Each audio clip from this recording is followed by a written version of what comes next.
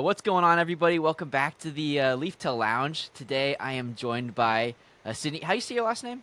Yeah, I should have asked this it, before. it's Jersak, but you can say Jersak. Jersak? Yesak? Yeah, Yesak? Okay. yeah. All right, we got that. Of Tree Critters. So many. You might have been my first contact point into Uroplatus. So I'm really excited. This is kind of like the first official episode I'm doing on my side. So basically, what we're doing, me and George, my pseudo co-host, basically. So he's in the UK. Oh, And he's gonna be recording a bunch of episodes with people over there. I'm gonna be recording a bunch of episodes with people over here. Every now and then we'll do episodes together, but we can cover a lot of range there. And there's a lot of great dudes out in Europe. So that's kind of the situation. Otherwise, time schedules would have just destroyed us. But yeah, I'm really excited that you're my first guest because yeah. This is good. I'm excited. I think yeah, because I got my first pair of sikorae, what maybe like two years ago now, Yeah, something two like and a that. half, Thanks. Yeah, I something remember like you that. messaging me. Yeah, and yeah, you're the first guy that I messaged, and honestly, it was just because your animals were jaw drop. Like you probably, I mean, still to this day, I think you have the pretty sikorae uh, that I've seen just across the board. So I guess first place to start is I guess um, I guess how did you pick up on Uroplatus? Kind of when did you kind of first acquire some? Kind of know of their existence? Because that was a big turning point for me as well. It's just like figuring out that you could keep these things too. Yeah, for sure. Like I don't. I think I've known about them for years, but you know that like picture on Google? It's like the Phantasticus with the big red eyes, just Oh, the all fucking horns black. and shit, or like The it had like the horns. I was dragon like, wings. I knew it was fake, but I was like, damn, it has to come from somewhere if someone made it up like that. And so I kind of looked into them, but at the time, I think I got into new cows when I think I was like 15 or 16 is when I kind of started seriously breeding new cows. So I knew about the leaf tails, but one, there's like nobody in Canada, or there wasn't at the time, who had any. And two, I don't even think I knew what CITES was at the time. So I guess I didn't really think much of it other than they're awesome.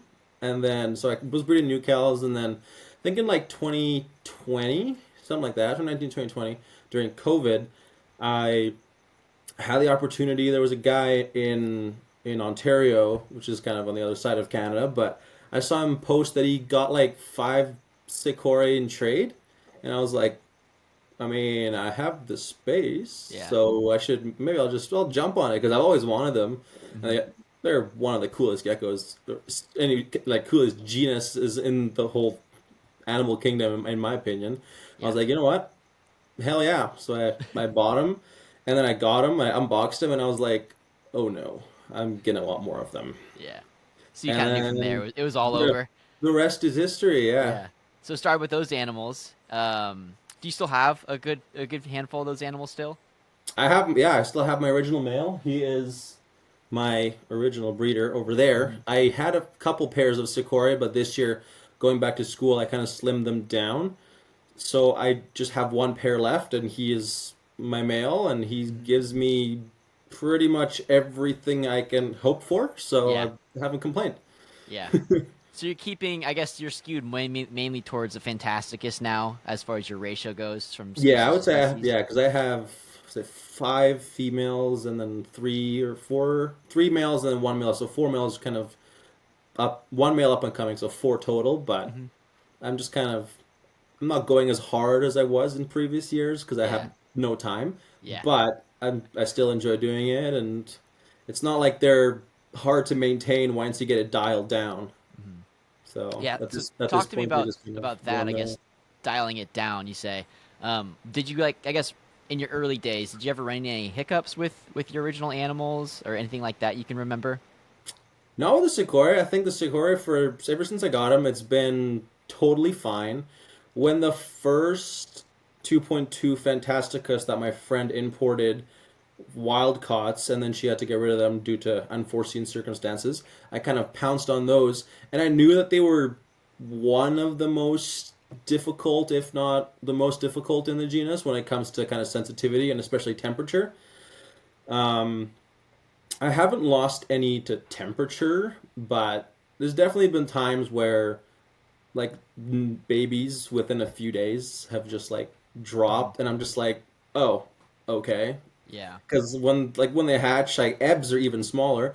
So Yeah. like what are you gonna do with a 0.5 gram baby that's just not thriving out of the egg, right? Right. So I kind Yeah. of had to convince myself that's like doesn't mean you're a bad keeper necessarily. It's just like sometimes that's just how natural selection works technically, and I kind of see it like what if they're not meant to thrive, then they're not meant to thrive. It's kind of harsh sometimes, but I think there's no point in keeping and like raising 100 animals that Mhm. are not as healthy and as genetically sane as possible, especially for captive breeding when we want to decrease the demand on the wild caught populations.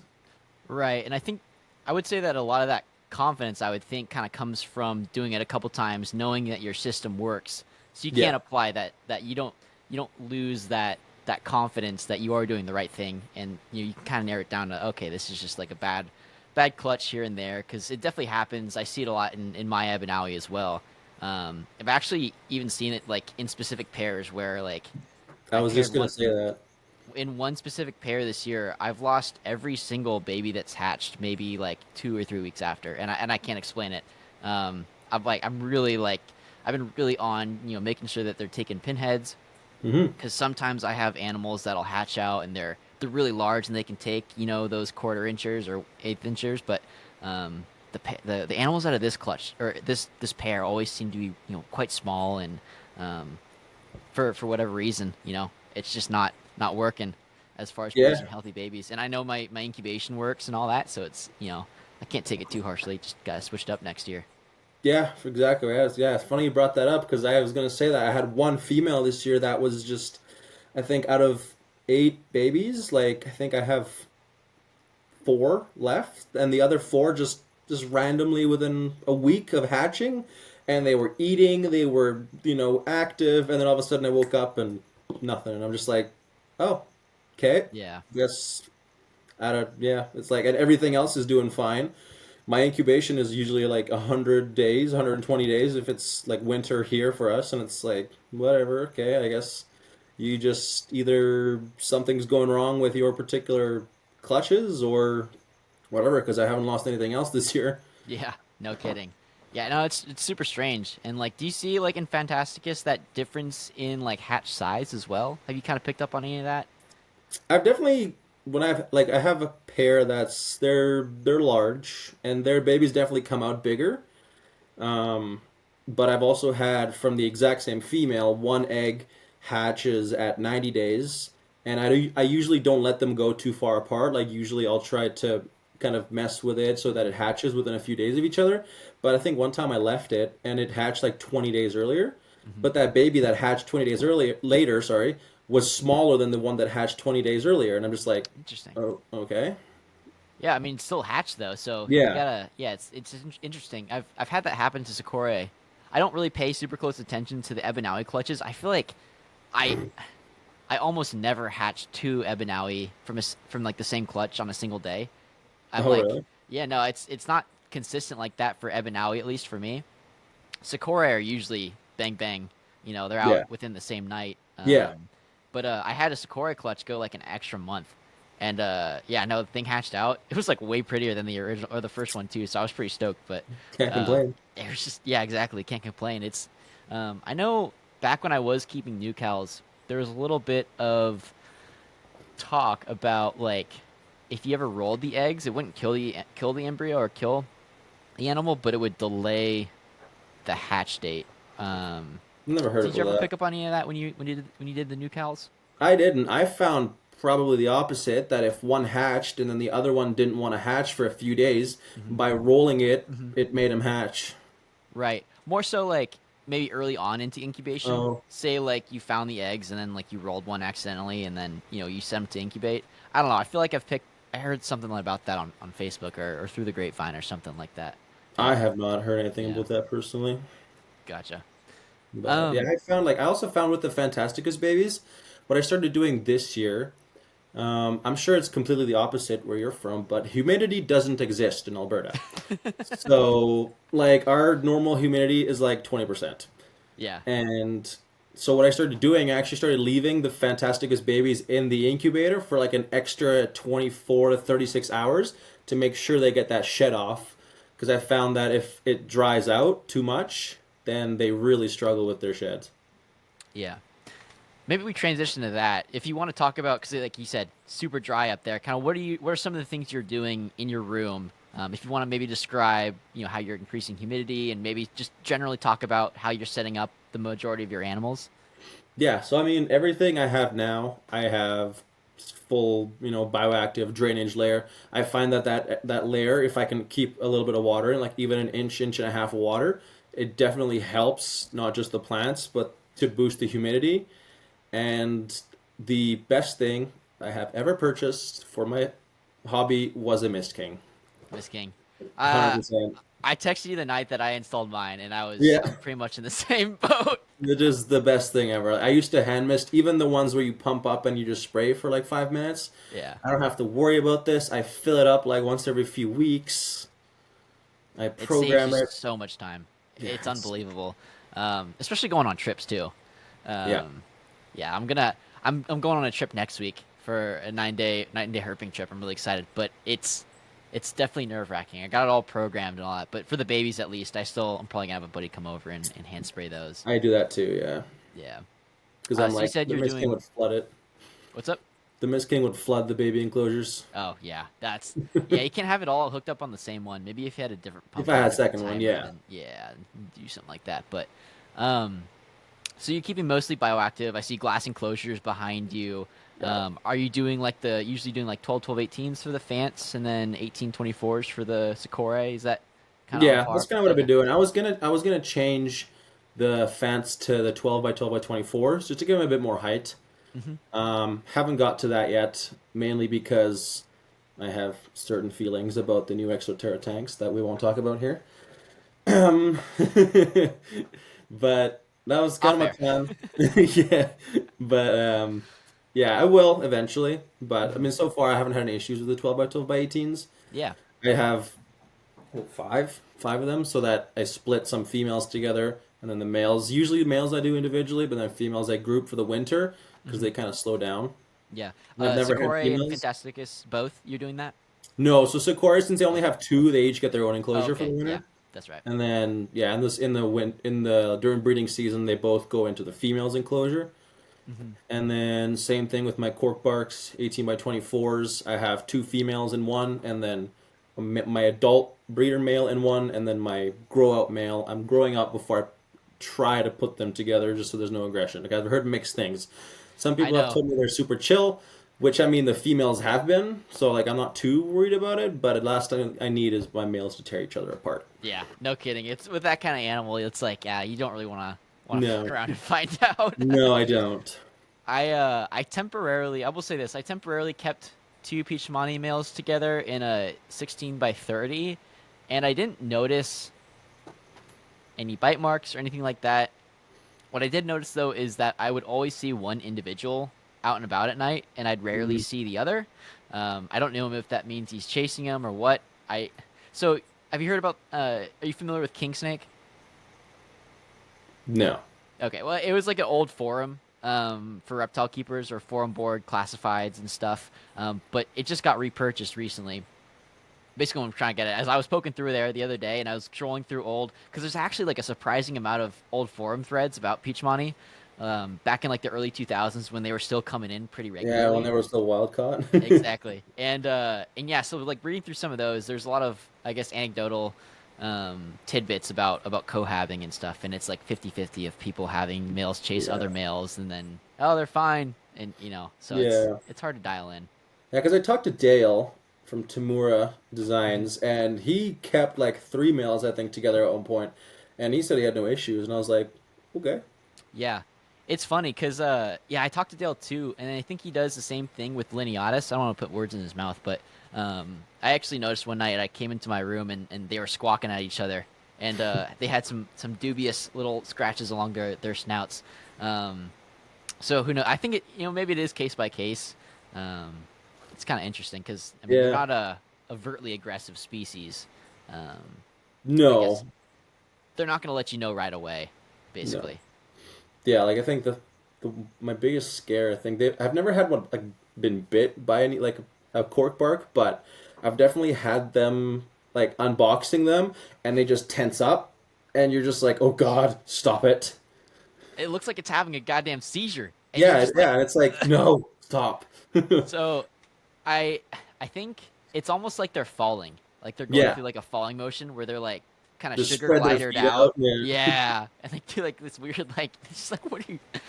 And you Yeah. gotta think it's maybe it's like a an escape response or predator evasion response. Could you Yeah. imagine if Well, those things were like freaking flying geckos? That's how they. well, because I forget where I read it. I read somewhere that the reason they do that is to make their surface area big as if they're falling through the leaves. But I'm like, if I have you in my hand, why are you falling? Yeah, yeah.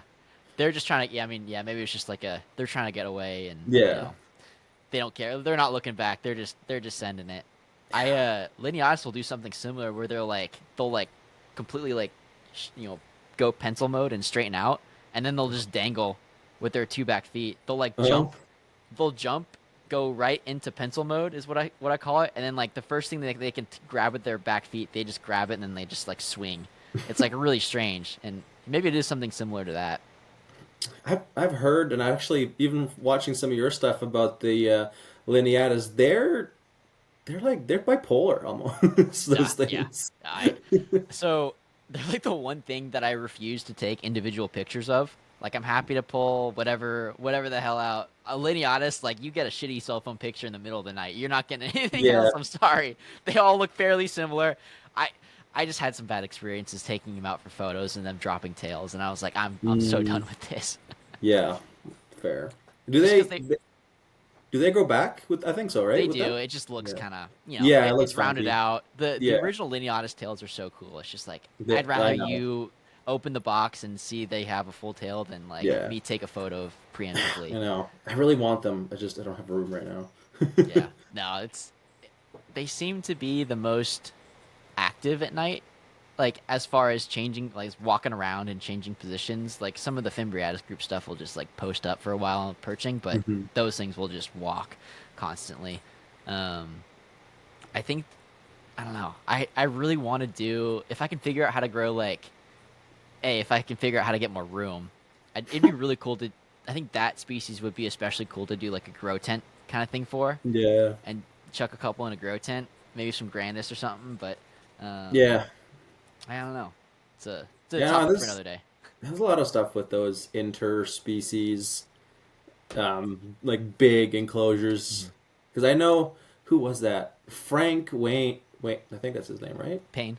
Payne, not Wayne. Hmm. Frank Payne did had that one big bioactive thing, and he had like Ebbs and Mentellas in there, and I was like, that's sick. Yeah, I appreciate it when it's kind of showing a slice of nature, kind of how it would be. Like I don't Yeah. like it when you start mixing stuff from a bunch of different No, continents. Like no, for sure, that's kind of definitely where you not. lose me. But if you're Yeah, trying to kind of showcase, like a specific, niche in nature, then I have a lot of appreciation for that. Um, yeah, it's for definitely sure. I something think I'd yeah. because I got something similar going on with the clems and ebbs and stuff, and it all goes really well. But um, I guess transitioning back to kind of what you're doing over there. So we kind of talked about some of that. I always hear about the temperature thing with the fans. Kind of briefly, you want to go over like what you are targeting in your room? Yeah, so I mean, it kind of varies because our winters get very cold. I don't think, or I don't know about the other states, but I would say 99% of you Americans have never experienced negative 58 degrees Fahrenheit, Fuck no. which is what we have on pretty average winter up here in Canada. So I think in the winter it does drop to about 18 Celsius. Hmm. My kind of ideal for my whole room is about 20 to 24 on the high Hmm. end is kind of what I keep it usually at. But I know my other species would be able to handle it more, but I pretty much tailor my temperatures to fants because Yeah, they're the first thing that's gonna die if it goes too high. yeah. And that's And I've 75 seen some, max. I just calculated yeah, it in yeah, case so I have yeah, like, any Americans se- watching. yeah, Uh, 75 is kind of what I aim for anyways, because yeah. I've never had issues with it. So I'm Hmm. like, you know what? whatever. And then in the summer it gets a little bit warmer sometimes, so sometimes I'll run a fan Hmm. and just increase the humidity a little bit, at least Yeah. especially at night. Yeah. So That's interesting. I do. So that's my target temp for the tent as well. Is I just program the the AC to come on at 74. mhm. So maybe I do dabble one day. I just hear a lot of mixed things from keepers in the States at least about like 73 and above that they just start acting weird and I'm like I don't know. I feel like Yeah, I've talked to people that have found them at warmer temps than that. Can't be it. yeah, like it's definitely, I think the biggest thing is fast changes with them. Like, I think if you slowly get up to 75, which is kind of like, I know I said I aim for 75, but I would say that my room is at 72 to 73 more often than that Okay. 75. Um, Even when I had new cows, I kind of aimed for that 72 mark. Hmm. Just kind of what I found, like in literature and just talking to people. And I've never lost a fan to heat, or as far as I know, to heat Yeah. stroke. So I don't think anything like temperature wise is wrong. Yeah. And then, yeah, in the summer it gets a little bit over that. In the winter, around that, sometimes even down to 70, which I don't mind because I'm cooling them off anyways, and the Yeah. fans don't mind. Because I was going through, it's a few months ago actually, I was going through just for fun, like weather patterns. And I was like, Madagascar gets down to like 45 degrees Yeah. sometimes, like Fahrenheit. I'm just like, okay. Yeah. These things can tank it. It's funny. I was reading through that book, the The one Bible? by yeah, the Bible, and yeah, they were note. It was just flipping through different species. You kind of look at the temperature data, and then like you flip to sikorae, and you're just like 54. What the? Yeah. And it's like they list like their target cooling, and it's like in the 50s. I'm like, well, yeah, that didn't clock in Yeah. for me. Guess Yeah. they're a lot more resistant to that than we'd have thought. They are. I think, yeah, the Sikorae by far are personally the most resistant species I've worked with for Uroplatus. Hmm.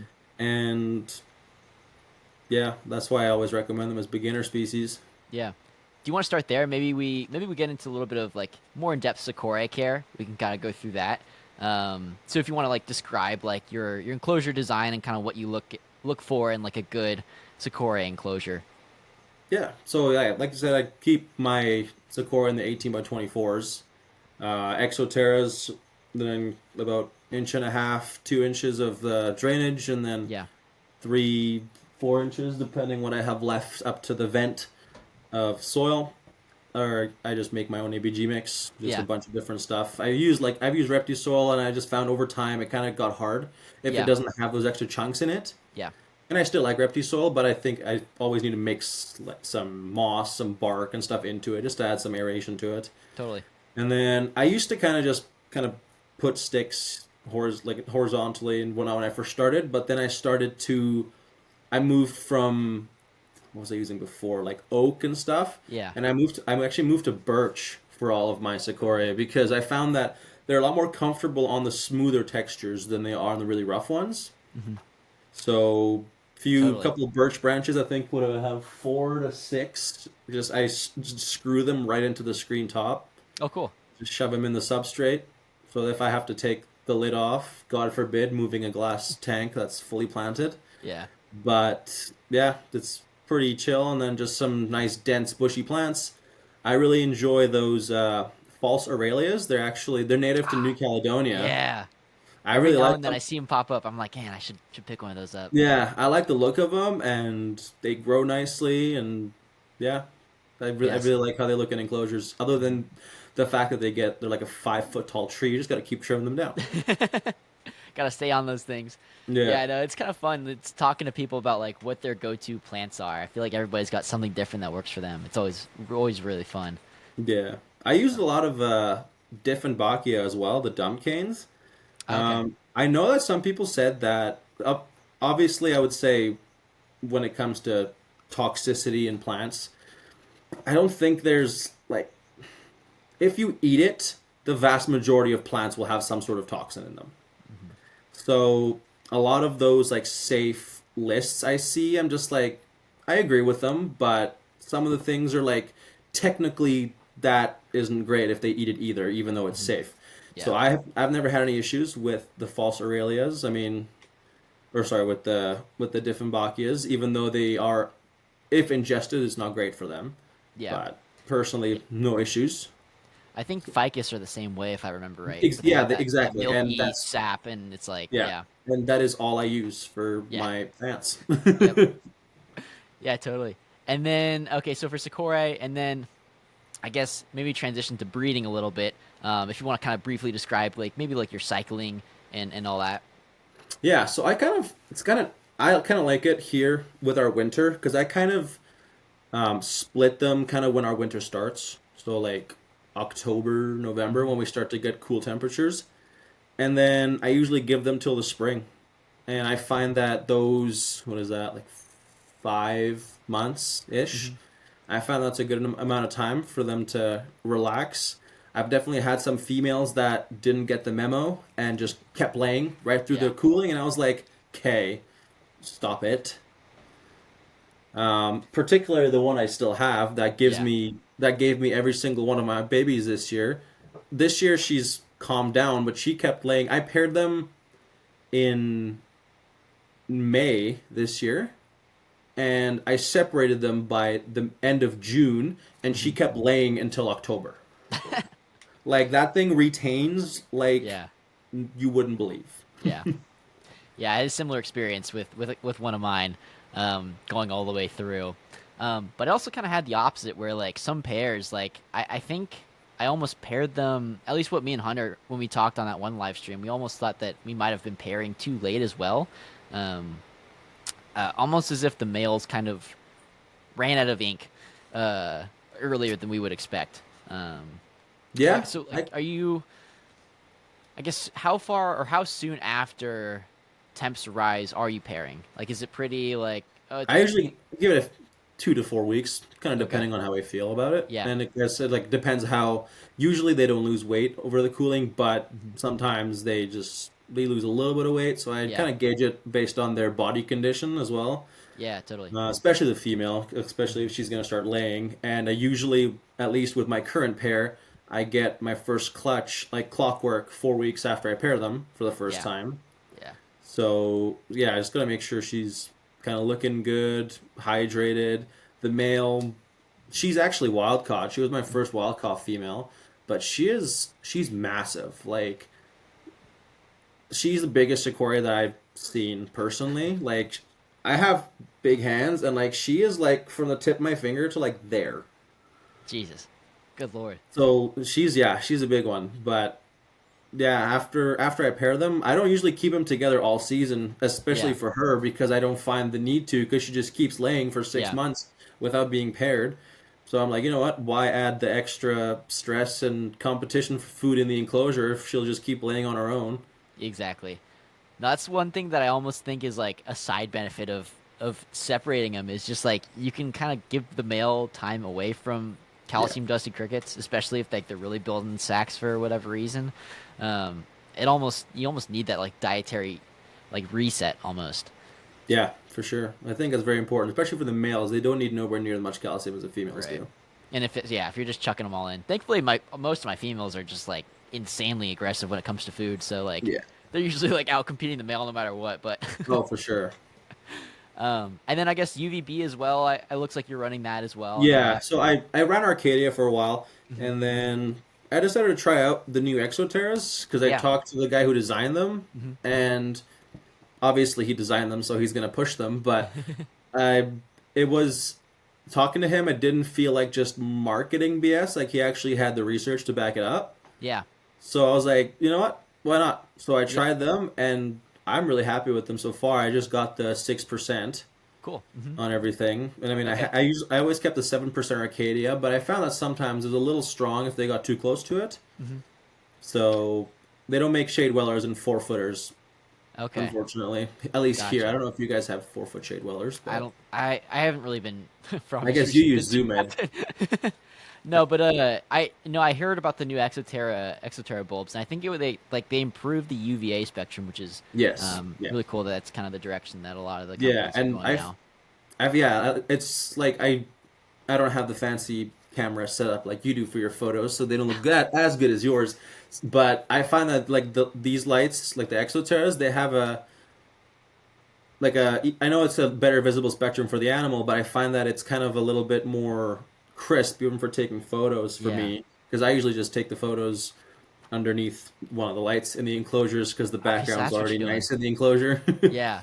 So that's how you take your photos, is just in an enclosure Yeah, usually. with the Yeah, UV lights. I have a light box, but I should probably Okay. use it. But I've been meaning to like build a background for the light box so that it Uh-huh. looks nice. So I haven't used it for a while, but Yeah. I'll get back to it at some point. Huh. Okay, so all those photos that you're posting, that's just in an enclosure. Is that your cell phone that you're using to take those? Just my iPhone. Huh. Because they always look really nice, and the color is always like very. What I don't know, because like I can kind of pick up when like a color might be off a little bit on some of these photos and Yeah. stuff, and I feels like yours is always very dialed in. And Yeah, in I don't really edit too much. Sometimes just kind of bring the brightness down because the UVB does reflect a little bit. okay, But interesting. yeah, no, I don't adjust anything. Ah, that's cool. I gotta try that then. Implementing some UV lights then. Yeah. Because I feel like my camera photos, it's hard because like maybe it's because I'm trying to take a photo with all the cages in the background. The phone's having like a hard time to like pick up what to focus on. But that's Yeah. always the issue, is that like getting that thing lit up enough. So, big tip, because the colors in those photos always look great, and it's Yeah, hard. I always hate when I post a picture. I'm just like, damn, it does not look as good as the actual animal does. And I know it never really will, Yeah, but you want to get it as close as possible. yeah, yeah. Especially No, with the orange males that I have. I'm just like, focus. yeah, yeah. It's hard. It's so hard on a cell phone to get those to come out. I think UV is honestly the key, because you just see it when you're walking around too, kind of how they Yeah. look under lights versus no lights. The UV Yeah. really brings it out. Yeah, it's like that the female I sent you, that weird green yellow one. Dude. Uh, like I saw her and I was like, "Okay, photo time." Yep. And I was like, "I swear to God, if this doesn't show up on the camera." That thing is insane. I know. That I was was like, because you were. I remember texting you a lot about like, and you'd always bring up like, man, I can't figure out why all these green things are hatching out. Like, it's a yellow female. Like, what's going on yeah. here? So is this like the first baby that you've produced? I guess maybe I'll in post I'll put up a picture on the screen. But is this like the first baby that you've popped that has shown that yellow? Yeah. Yeah, it has. I've definitely had some that have had kind of that like overall green tinge, Yeah, but not to that extent. yeah, Usually, like I would say 85% of my offspring from the pair are white collars, yeah. and then like 5% are those orange and high green Mhm. guys. And then the rest are kind of just like random. Either they look like camo or they have just random green blotches. I can't complain. And then yeah, that one that hatched there, and I was like, when she hatched, I knew she'd be nice because Yeah. she didn't have the yellow, but you could see all the green speckling throughout her whole body, and Yeah. I was like, you're gonna be nice when you shit. That thing going in the holdback rack. Oh yeah, Yeah. yeah, Okay. All right. Well then, yeah, maybe this is a good time to start building up those holdbacks again, building up those numbers again, as you kind of get into the swing of things with school. I bet. yeah, definitely. It's quite the time all week every week. What's one more? What's one more cage when you got the male Yeah, female out? right. Yeah, right. You don't have to breed it. You just gotta keep it around until you can. Yeah, yeah. Just grow it out and then put it with the other female. Yeah. Absolutely. My mini. I guess I have my little mossy baby grow out enclosure, my communal that I've been doing for the last few years. Hmm. Yeah. So And that maybe we talk about that a little bit, because I've had really bum luck with that.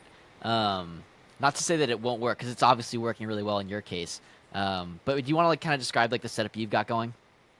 yeah, so I mean, it's not much different than my adult Yeah, setups. Like it's that enclosure there. yeah, I have just vertical branches. I have a big, I think it's a prayer plant in that one that is now hmm, to the top of the enclosure. I can And then see I that. just have a little fern in the bottom, and then just some sticks and twigs all over the place.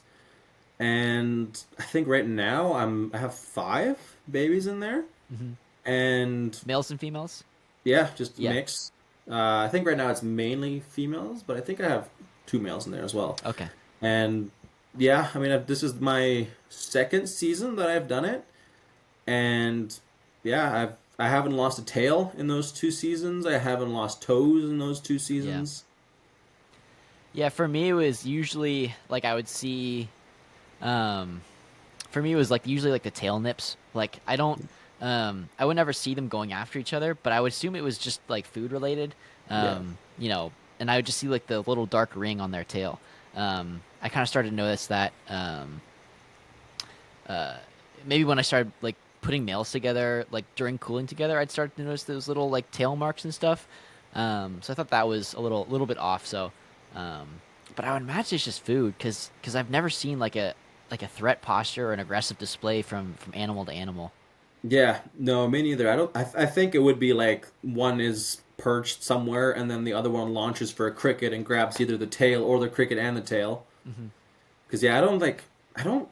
It's kind of funny thing to say, but I don't think that the majority of Uroplatus species are aggressive by nature, like towards each other. Like obviously you're gonna have some, especially male to male, but like I keep satan like phantasticus together, sikorae together, the pietshcmannis together, and after kind of that week of me stressing and watching them every free moment that I have, after that I'm just like, okay, well, Yeah, you guys you are guys good. are Off to the chill races. now. Yeah, we're good. Yeah. Um, Another thing that I had come up with kind of cohabiting a couple of animals together is I think maybe I've talked to you about this previously, but I actually experienced gout in one animal. Um, Yeah. and my theory with that was that that one animal was maybe a little bit more food motivated than the others.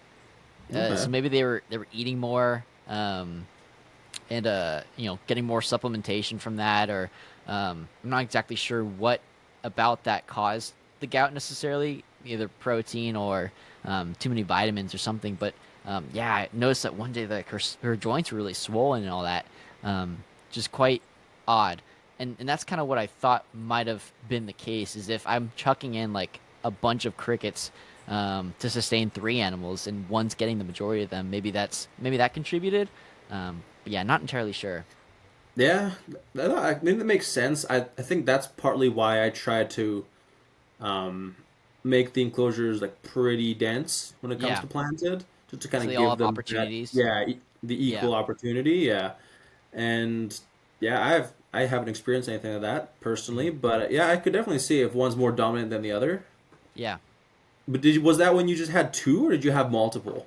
I think I actually had it. I think I was growing out three 1 year olds, one male, two females.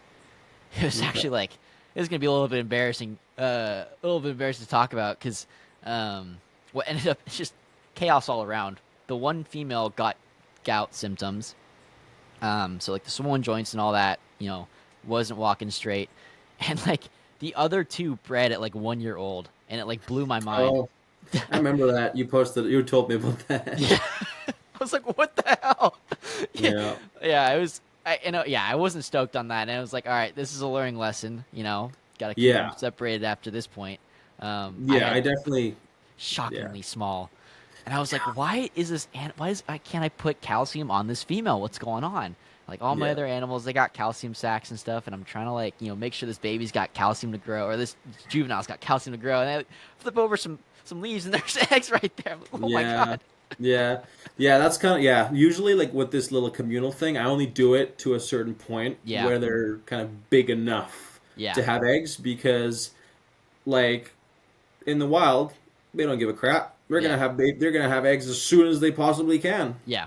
Yep. That's So, advantageous for them in the yeah. cycles that they go through. Yeah. So, keep those populations going strong hopefully. Yeah. Any other? I guess maybe before we transition to Fantasticus, any other? I guess sikorae hot tips from your end? I think kind of like we talked about, like you can cool them low. Yeah. Like for their cooling season, and I find that they won't like at least from my experience, they won't stop laying unless you cool them Yeah. low, like as low as possible. And I mean, yeah, I think it's especially the wild caught ones. I don't have as many wild caughts anymore, but unfortunately, it still is what kind of is at Yeah. the forefront up here in Canada, even though yeah, I'm not the biggest proponent of that, especially when Yeah. they're being sold at shows for $150 as Yeah. easy display pets. But the wild caught ones that I have, I try to, as much as I can, even though Madagascar is opposite. from us Hmm. for weather. I try to kind of emulate those drops as much as I can, Yeah. just to kind of keep it natural. And I think that's beneficial for captives as is Yeah. because they're always going to have those like drives that are programmed, right? So Right. They're being I clocked think, in. yeah, I think the biggest thing, yeah, just cool them and don't don't overheat them. Yeah. I, yeah, this is I had a situation last year at a show. I almost ripped the guy's head off. I sold him a sikorae, and the guy went to his car, put it in Oh his no. car, and came back into the show in mid-August. Oh no. And then he ran to me. He's like its mouth is open, it's gasping. I was like, you moron. And luckily, I got it to pull through. But I'm just like, dude, like, what are you doing? And he's like, I know, I screwed up. And I was like, yeah. And you're lucky that it lived because I would have Yeah. been pretty pissed. Like, I vet everyone I sell to Yeah. unless I know they're already a breeder. But if Hmm. like a person I don't recognize messages me, I'm like, hey, do you have this? Do you have this? I Yeah. recommend this, and I'm just like, dude, like that's the first thing I told you is don't overheat them. Yeah. Yeah. Unfortunately, some of my friends who do like newts and stuff that happened to them at a show recently, and it like fried the entire. It was I Yeah, thankfully some of the shows around here just make it very big old do not leave animals in car signs just everywhere. You kind of Yeah, have to at some of these, but yeah, yeah, when it happens to that, especially because you're very small batch, which is awesome, but um I feel like you have the benefit of being very personal with your customers and stuff, and yeah. yeah, I it's definitely gotta try to, especially the yes. fact that in Canada there isn't a lot of people who have them. Hmm. So I know everyone that I sold to, and even if I don't talk to them, if they message me, I know I've sold to them. Yeah, So it's like, okay, yeah, and I always tell them that, like, you know what, you need anything, just message me. I'd hmm, rather tell you you're doing something wrong than you find out you're doing something wrong by your animal dying. yeah, yeah, So, totally. Yeah, check-ins are good. yeah, All right, do you want to transition over to Phantasticus? I guess your other big thing. Fantasticus. This is a uncharted territory for me, old Evan Alley Yeah, keeper over here. But yeah, yeah, do you want to run through a like a good Phantasticus setup really quick? yeah. So same thing, glass. Um, I've been kind of toying around with the idea of going full PVC or something like that, Yeah, but it's just that's a lot of money. And right now, whatever I'm doing is working, so I'm like, you know what? I'll keep it like this for now. I don't plan to move again, hopefully, until I'm done school. yeah, So I'm just like, you know what? I'll just leave them here. So yeah, 12 by 12 by 18, same thing, about an inch of drainage, your soil, a big ass ficus tree in each enclosure, yep, and that's that. hell yeah, super simple. Lots of leaf litter on the bottom, but Yeah, yeah, big ass ficus tree, and and then are you doing full screen tops for all these things as well? I probably forgot yeah, to ask that. Okay, yeah, so I it'll just do. be a Yeah, blue. I Yeah, have like like it's in the winter. I will sometimes. Oh, here I'll give you a Zoom Ed plug. I do like I like that silicone yeah, screen boss is cover. happy. I do like those, so I do use those sometimes in the winters because in the Okay, winters our non-existent humidity drops even more. yeah, So in the winter I do cover half of yeah. some enclosures depending, and I also just increase the misting, but Hmm. Yeah, it's I funny. also don't want everything to be flooding. So Yeah, yeah, totally. It was funny. I made a video about those for on the Zoom page about how like UV light actually can transmit through them, and like a lot of like the lighting gurus got very upset at me. uh, Yeah, yes. fun times, fun times. There's always someone to get mad at something you say. And then are you doing some? Like I think you mentioned previously, you're doing something similar as far as, I mean, this is all in the same room, so I'm guessing like the breeding or like cycling is very similar, Yeah. um, and all Yeah, that. I pretty much run all of my Uroplatus on the same cycle. I kind of split them up in the just the beginning of winter, October, November, and then they Hmm. get off till April, May. Hmm. Yeah, But yeah, and like you then said, kind of like putting them together later. I definitely find that I have more luck if I pair them in May than if I or like April than if I pair them in end of May or June. interesting. Yeah, so that was something I really want to ask you about because I experienced that I think with sikorae, actually a few things, sikorae, hankali, pietshcmanni. I think I I was in the mode of like, yeah, I just want to get like another month or two on these things and make sure they're good. But I think at that point, I don't know if it was a problem with the males, because the females were producing eggs, like Yeah. dud clutches and stuff, but they just weren't fertile when I paired them in June. It was quite strange.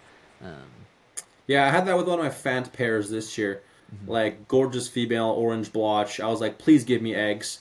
And the entire time she was paired with a male, she was giving me duds. Yeah, And I gluey. was like, either he's not doing anything or she doesn't want him to do anything.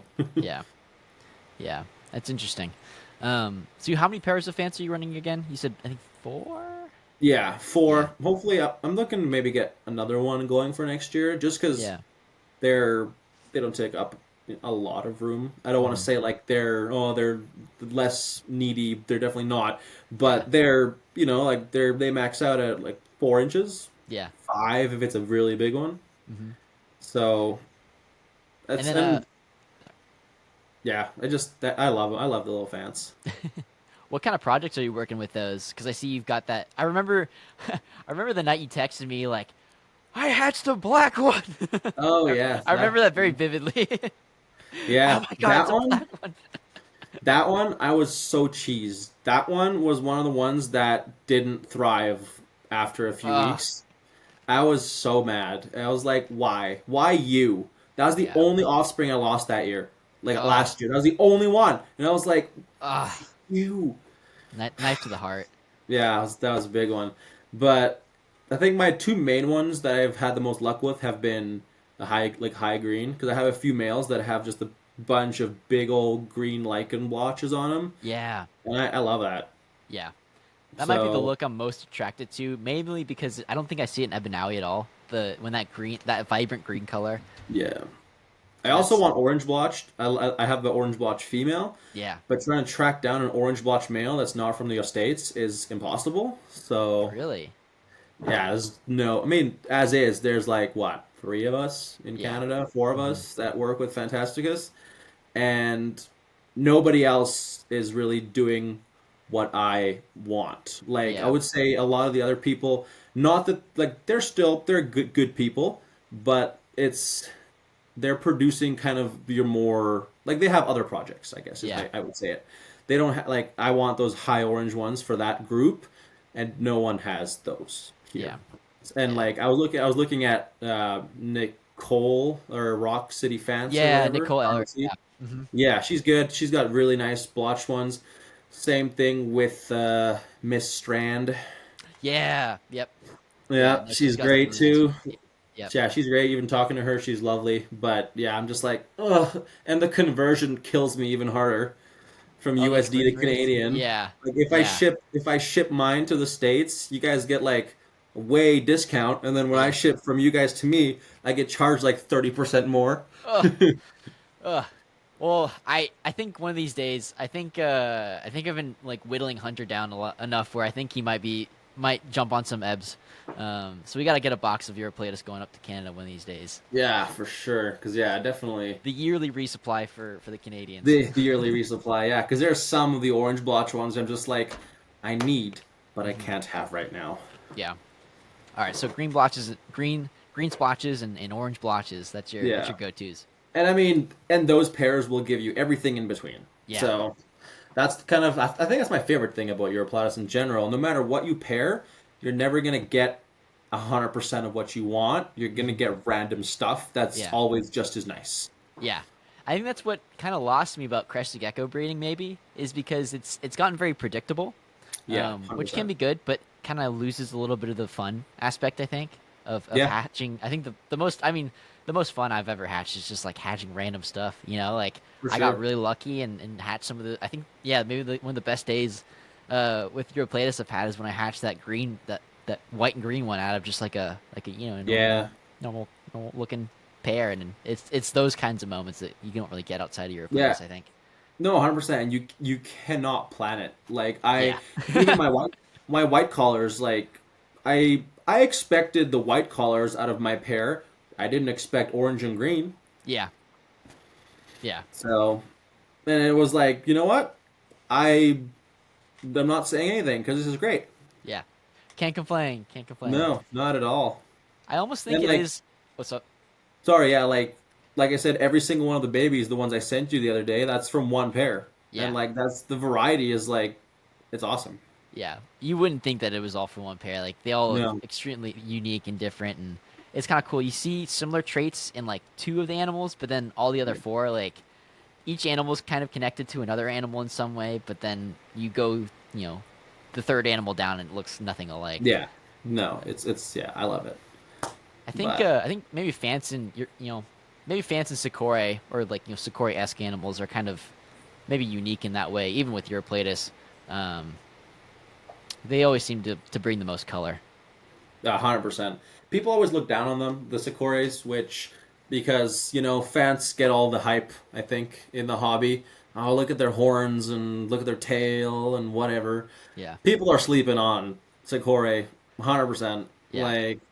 That's always I recommend that as a first one always, and not just that they're a little bit easier than the fans, but they're a complete opposite like niche. Like they're Yep. like the bark mimics Yeah. and they're like the Fimbriatus complex. They're just like they're awesome. I love Yeah. them. Their little beards and Yeah. Super easy to feed too. I think that's one thing that I think new Sakura keepers kind of realize. I think that's like the first experience that they have when they're like, okay, I can actually do this. Is when like you go to tongue feed the thing and it like launches out at oh you. yeah, You're like, all right, sure. this is gonna be a cakewalk getting this thing to Yeah, eat. That's yeah. you know, My fans are a lot more shy. yeah. Yeah, I don't Are know how you your ebs noticing? are, but My abs are always out. They're always out under the lights and stuff. Are your fans? I was curious about that. Like as far as behavioral differences between the two species, are yours fairly reclusive sometimes, or during the day you will not see them unless you look hard. Like really? Okay. they'll be in the middle of the ficus tree, curled up with their tail over their eyes Hmm. most of the time, so you can't see the brightness, like how bright their eyes are, and or they're gonna be kind of plastered on the background somewhere because I kind of have I make my spray foam backgrounds and whatnot, Yeah. so they're either on there or they're being a bat and hanging off of a branch with a toe. Gotcha. Yeah. But I find that they're very dedicated to their look of a dead leaf. Yeah. Like they will They play it find the well. spot that they look the least out of place in, no Hmm. matter what. Yeah. Yeah. That's one thing interesting about Ebanawi. Um, is yeah they're perfectly content just either curling up in some leaves, but also just like posting up under the lights, and showing off. It's strange. Um, I think I've talked to some other people that have experienced something similar. Um, but it's kind of the allure. When you buy Fantasticus, you want to see that in action Oh yeah, in all its glory. for sure, 100%. Yeah, and everyone's like, "Do you ever see it on the ground in the leaf litter?" I was like, "If you see it on the ground in the leaf litter, you're either getting eggs or you're in trouble." Like Yeah. you do not want to see a Fantasticus on the ground. Okay. That's probably the same with any leaf tail, like long term on the ground, unless they're laying. Yeah. But if a Fantasticus is on the ground and she's not laying, or she just fell out of the tree, Yeah. it's like, okay, like what's Look. Yeah. Go investigate. yeah, because yeah, I usually if I have a female on the ground that's not laying, it hasn't ended good in the next couple of days. Yeah. That's a little bit what I've seen with Ebonali, though they will find animals just curled up in dead leaves, as well. I think when I have like a really thick leaf litter layer, like I'll sometimes see them like crammed into there if I actually go through and look for them. If I see them like out in the open on the ground, then yeah, I think that is very indicative of an issue. Yeah, When I yeah, found when I found that pair of or that clutch of Henkel I hatched, I was really really excited, and then I looked over and I saw Hank just like fucking like plastered on the ground, just like God. dead sailor, just chilling there. I'm like, okay, I need to be happy about this, but I need to figure out what the hell's going on with this. And he was Yeah, just I don't know, he was just chilling. Like yeah, yeah, he's posted up yeah. That looking for was crickets right now, and I don't yeah, know, that was sick. When I saw you hatch those, I was like, damn, that's awesome. dude. It was yeah, I was pretty fucking hype. The female is just like the coverage on that thing was it's just crazy. I wasn't Yeah, I expecting know. that. Yeah, that's the one. I was like, that's the one. Yeah, Yes. never leaving. It's hard because I Yeah. can't find good reference photos for what that thing might look like either as an adult. No. It's hard to track those Yeah. down. That's part of the fun. Exactly. So with the Fantasticus, are you looking at any other kind of color forms? Like anything Yeah, else kind of tickle you a little bit? I do like the very veiny ones, Yeah, like the brown, but with yeah. that like white leafy veining. Like That the I ones that think is Shannon's got.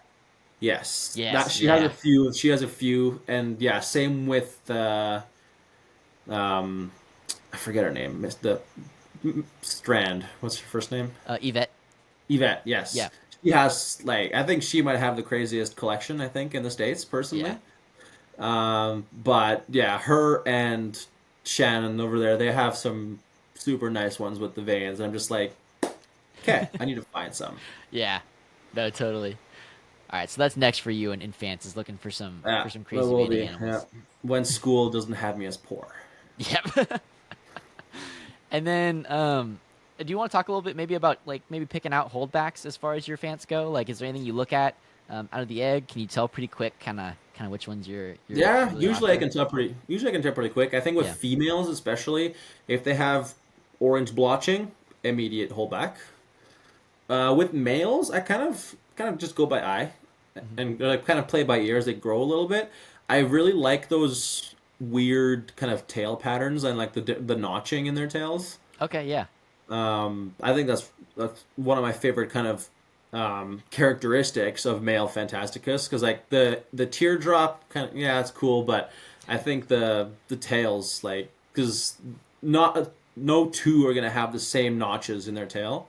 Yeah. And I think it was Yvette who posted one the other day. Like that thing was like Notch City. Like Yeah. it was just like one after another. And I was like, damn, that's awesome. Yeah. So kind of like that, and then um, green kind of coverage and grow Hmm. them out. And they don't always turn out like they hatch. They always kind of I don't want to say dull in color sometimes as they age, but sometimes they lose certain characteristics like the frosting Yeah.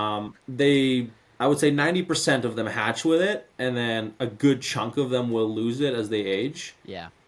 And so it's kind of one of those things you kind of have to play by ear. Hmm. But yeah, I kind of just go right now, anyways, kind of green. If I feel like it's going to be nicer than the father, then I'm just like, okay, well that's usually a success. Yeah. So Exactly. You kind of have a reference point with the adults, so you kind of yeah, guesstimate a little bit. yeah, 100%. Yeah, so Gotcha. I haven't watered too far for my projects. Hmm. So That's the one thing that always gets me when I'm scrolling Morph Market. So if I see somebody label like frosted ebonalli, I'm like, yeah, he's just fired up, man. Come on. 100%. Yeah, it's like blotched. I was like, unless you are the one person that I know who produces crazy blotched ebs, Yeah. like you, yeah, it's Yeah. like you. There's a little bit of a grain of salt because Yeah.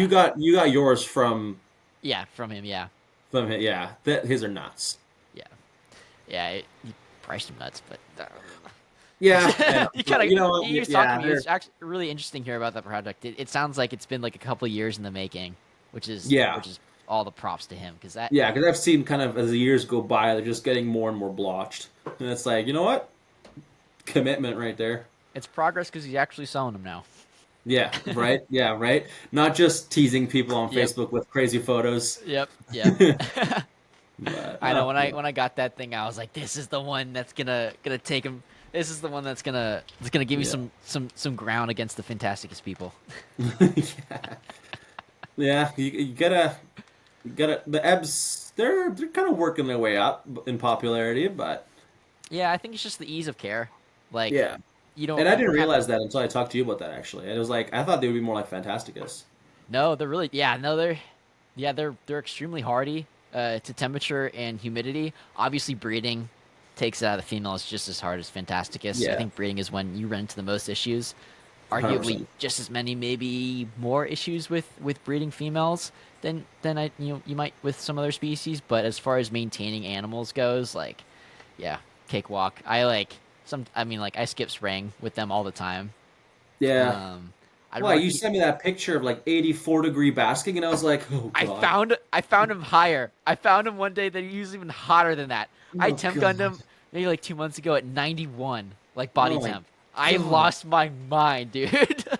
Ugh, I think my Fantasticus would be a puddle on the bottom of the cage. Puddle of melted ice cream or something. Yeah, literally. Good lord, that's crazy. And yeah, so like I was talking to George the other day about maybe I do implement some basking spots on the Hankalai as well, knowing that Yeah. maybe the males are seeking out, or some of the animals in that region are seeking out temps that high. Like maybe I got to start providing it versus just keeping the room for sikorae. Yeah. But yeah, That's just crazy. it's really, yeah, it caught me well off guard, dude. Um, and then is there anything that you're doing as far as, obviously the breeding female is really, quite sensitive sometimes. Is there anything you're doing, I guess, preemptively to prepare them for a breeding season? Um, I anything you're doing always throughout the season?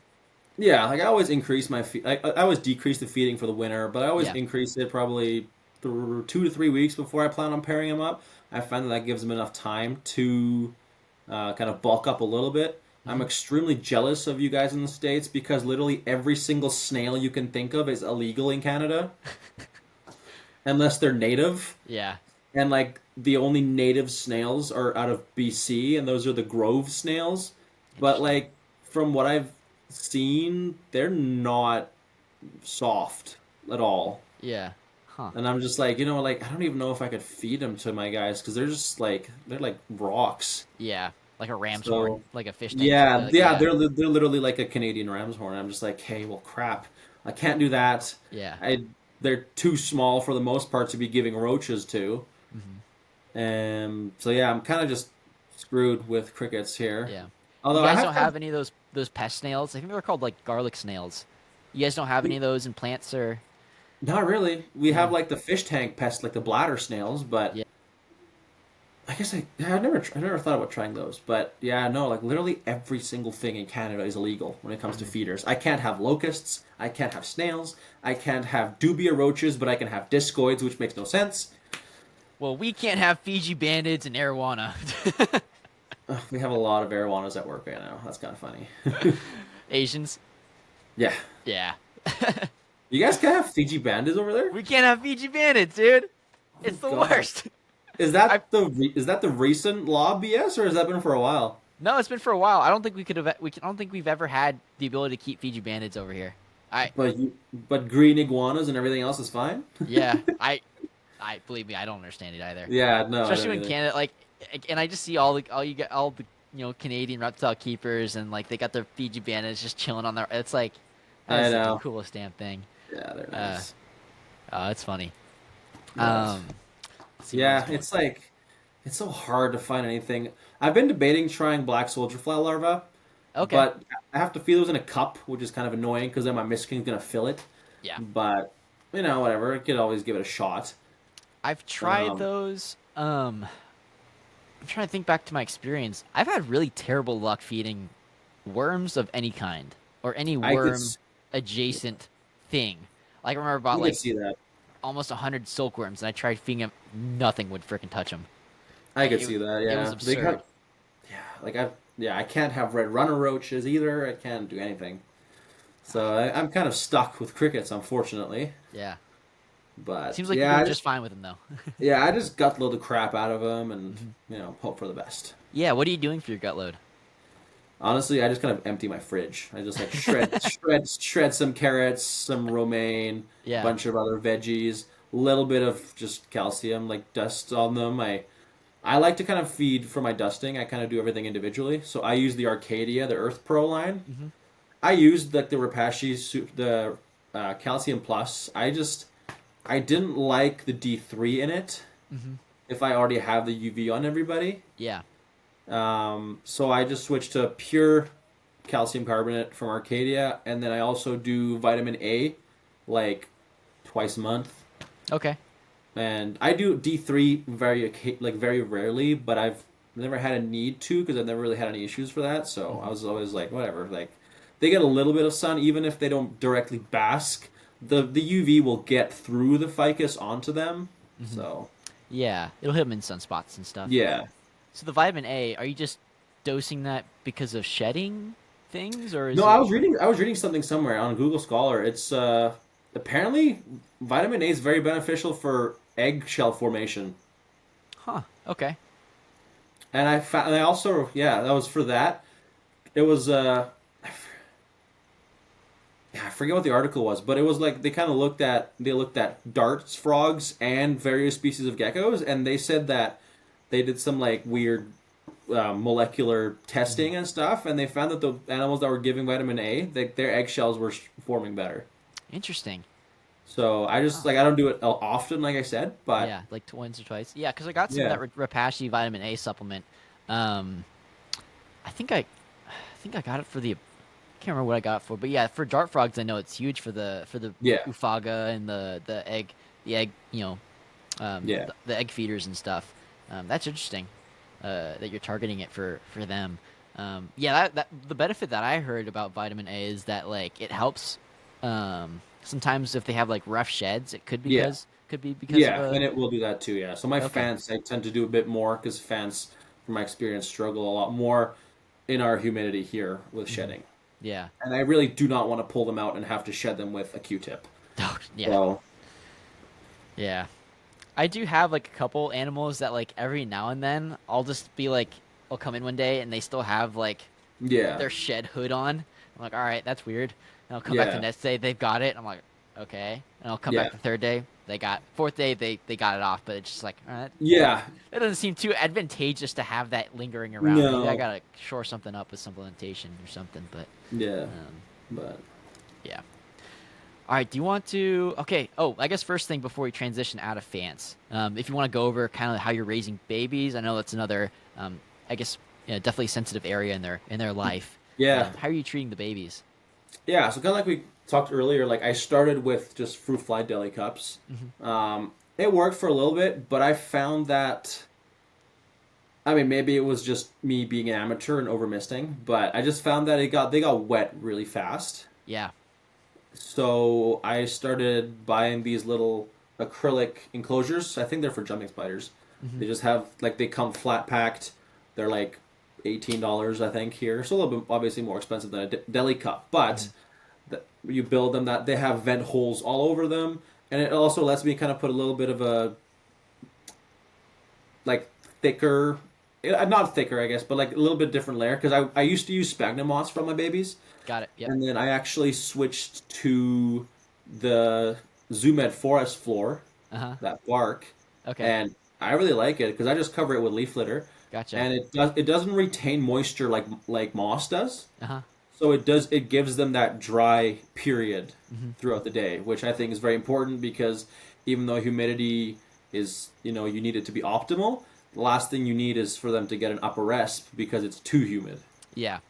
It's that dank, stagnant, Yeah, stuff yeah, that you kind of wanna. Okay. yeah. So I've been really happy with the forest floor personally, and I mean I use it for my snake and everything like that too, and I Yeah. actually mix it in my ABG too. Hmm. So I'm just like, you know what, give it a shot, Yeah. and that's all I use now because I just Hmm. put leaf litter over it, and these enclosures, since they come flat packed, like they're not sealed, Hmm. so I have them over the adults enclosures. So they So drain. if I add a little bit too much water, they just drain into the adult Nice. enclosure.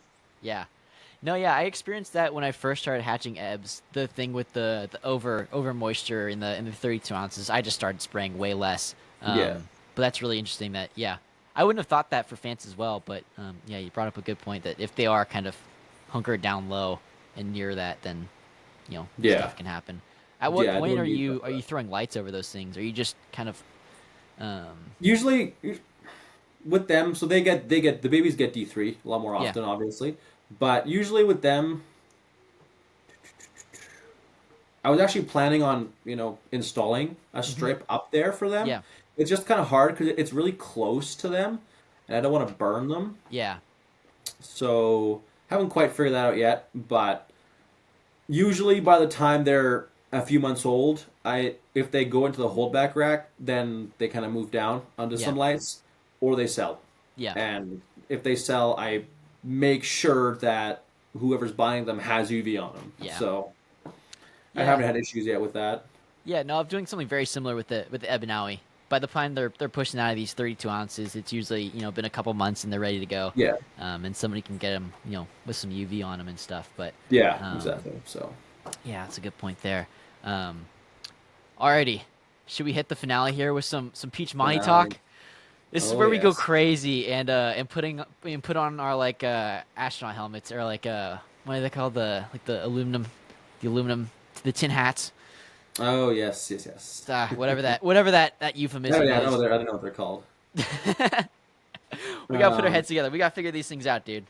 yo, yeah, fuck. Do you want to go These over? things, You want to explain your pain of this year, and then I can explain mine? yeah. Fuck. I mean, I guess getting into them, I was my friend, Blackthorn Exotics.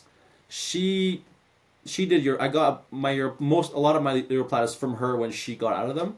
Okay. And I remember her mentioning this thing called a corkbark leaf-tailed gecko, and I was Yeah. like, "Oh, what the hell is it?" So I googled it, and I was like, "Oh my god, it looks like a piece of turd." And I was like, I looked it up. I was like, "That's a lot of money," and they're nowhere. No one has them. I messaged Dre, Hmm. and he's like, "Yeah, but I have like a wait list and a half," and I was like, "Fair enough." And I don't really see him releasing too many, so I was like, that list is gonna be there for a bit. So I was like, whatever. I just kind of, I'll get them one day. Yeah. And then Hunter texts me, "Have you seen Ashley's, who owns Northern Light Reptile Imports?" She's like, "Have you seen her list?" I was like, "No." So I looked it up, and I was like, and right there, I was like, 2.2 Uroplatus pietshcmanni. I was like, so I was like, okay, first off, am I in the position to drop 3 grand on 2 geckos?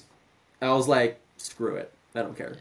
And then second, I was like, do I have room for them? And I was like, you know what, I have room for for an Exoterra. Yeah. So I was like, for 2 Exoterras, I guess. I was like, you know what? I thought about it for a few days, and I was like, screw it, we're gonna do it.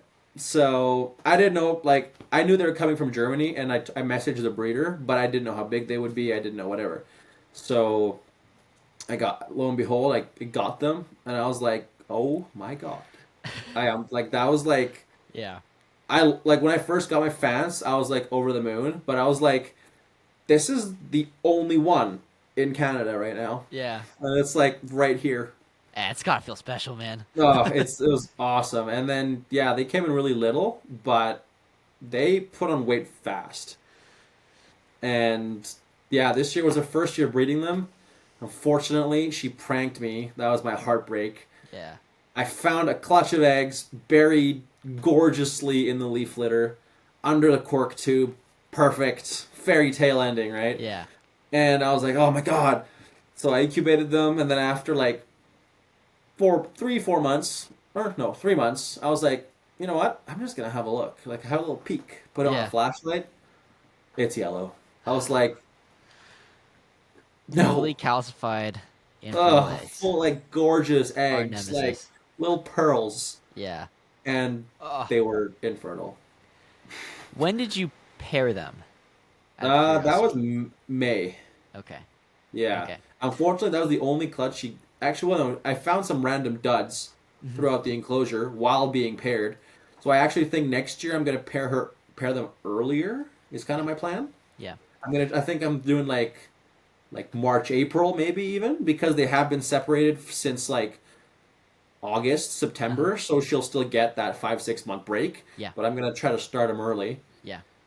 because I'm just like, okay, we can't do this again. Yeah. Nope. Yeah. I let, and then I got my second pair. Was that this year? I think it was this year. Uh-huh. But so I got that. They're still growing up. They're doing great, That's but awesome, man. they're still probably a year out. I would say Yeah. maybe late next season, if not next season. I'm not in a huge rush for it. I'm not Right. risking that. Yeah.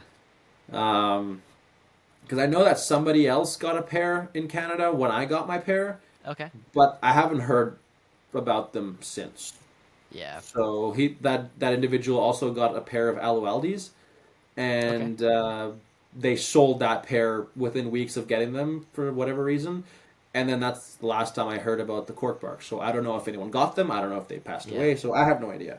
Yeah. But I'm just like, you know what? Like that is my life's goal right now. I need to produce a couple corkbarks. Yeah. You, me I too, don't care. brother. Two. That's enough. Yeah. I Just two just, eggs. I think, yeah, I think that will be like the best day in each of our lives. I think we Yeah, share that is the day for that sure. if and when we actually produce or hatch these things. Um, I actually, funny enough, I actually live like I grew up maybe like 20 minutes from Dre. I Oh don't yeah. live near him anymore, but that's kind of funny that like the freaking pietshcmanni guy is just like Yeah. a few minutes away from my childhood Yeah, I home. know. Yeah, and I talked to a few people, and obviously he has nice stuff, Yeah. but the fact that it was literally just him, there was Hmm. no genetic variation really. Yeah. So I know a lot of the guys in the past few years have started importing from Bion Yes. because apparently Bion doesn't like shipping to Canada because we don't meet their minimum order, Ugh, I which know. is kind of sad. Although this year they did an order Yeah. with I think Ashley convinced them, Hmm. but there wasn't really Uroplatus on the list, and if there Yeah. was, it was like $1,800 Canadian for a pair of Fants, which was a little up there. Little I'm sure obscene. I'm Yeah. sure they were very nice, but like me knowing where to look, I could find as nice ones elsewhere. So I was like, I didn't need Fans, so I was like, Yeah. whatever. I'm not going to order from them this time. Yeah. And whatever, I'll deal with that. But every time I see Bion hatch a cork bark, and it's kind of funny because I messaged them like 2 years ago about them, and they're like, "Oh no, we don't work with them anymore." But you can read our journal about them and our breeding experiences. And I was like, okay, so I actually read that, and learned a lot from it. And then you told me, "Oh hey, I'm getting them from Bion," and I was like, I'm like scrolling through my messages with them, and then like it's like, so they have them again? So I I'm not gonna point fingers. There's a lot that Bion does that's great. I was Yeah. scrolling one day. I was scrolling through a terroristic, um, Oh yeah. like pretty much Europe's morph market, and I see Yeah. posts like want to buy from Bion in like the classified section of like want to buy Alaudi, Pietshcmanni, and like so I theorize that they're probably reselling locally sourced animals Yeah. from breeders over there, um, and exporting them, which I'm totally happy with. I could Yeah. I could care less. That just means more variety for us, you know. Yeah, for sure. Um, but I think I'm pretty sure that's what why that ended up happening. Yeah, Um, I guess yeah, saying that could make sense because I was like, they told like yeah, because like, whatever. Like I know they're not. It's not easy in the Ukraine right now. Hell no. Um, so yeah, I didn't think much of it because they're just like, oh well, they're difficult to care for, which I Yeah, mean, fair enough. Or yeah, they're difficult to breed, which 100% I can attest to that now. But yep. yeah, whatever. But yeah, when you got them, I was like, that's awesome. And yours came in pretty big. Mine were like that big when I got mine. Oh wow, yeah. Well, so I guess my first one, I actually found. So I think I'm trying to remember what my Uroplatus kind of collection looked like at the time. I want to say I probably had like two pairs of Ebanawi, maybe two pairs of sikorae at that time.